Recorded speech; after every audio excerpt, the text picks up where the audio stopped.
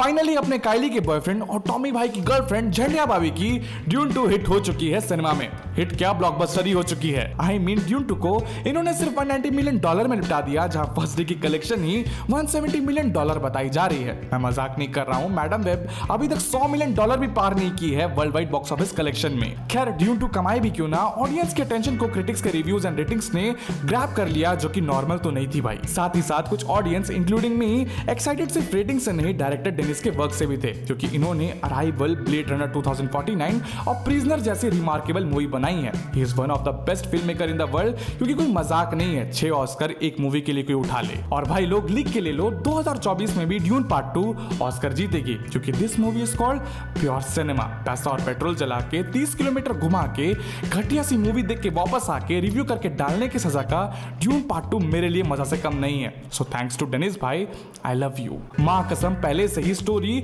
और डायरेक्शन के लिए मेरी एक्सपेक्टेशन हाई थी, फिर भी कोई ऐसा सीन नहीं है जहां मूवी ने मुझे डिसअपॉइंट किया हो। खैर और तारीफ थोड़ी बुराई के साथ आगे बताता हूं, जिससे पहले इसके समरी के बारे में बताता हूं। जहां पार्ट 2 की शुरुआत डायरेक्ट कंटिन्यू होती है पार्ट 1 से, जिसमें पॉल और उसकी मां जेसिका फ्रेमेन का हिस्सा बनती है, उनके कल्चर और तौर तरीके को सीख के। आधे से ज्यादा फ्रेमेन पॉल को मसीहा मानते हैं, जिसको बढ़ावा देती है जेसिका।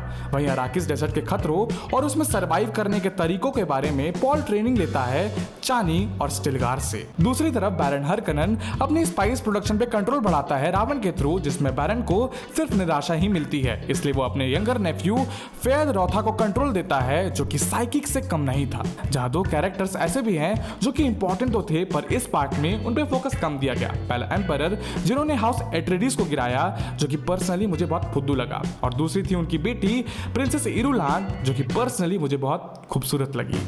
खैर मुद्दे पे आए तो पार्ट 1 मूवी हमें सिर्फ एट्रेडिस और थोड़ी बहुत हरकनन के बारे में बताती है, जहां ये पार्ट हमें फ्रेमेन की दुनिया से वाकिफ कराती है हरकनन और एम्परर के फैमिली के साथ। इसलिए कभी कभी मूवी कंफ्यूजिंग लगती है जब कोई नया कैरेक्टर पॉपअप होता है, तो वो भी उन लोगों को ही तकलीफ करेगी जिन्होंने द ड्यून बुक सीरीज नहीं पढ़ी है।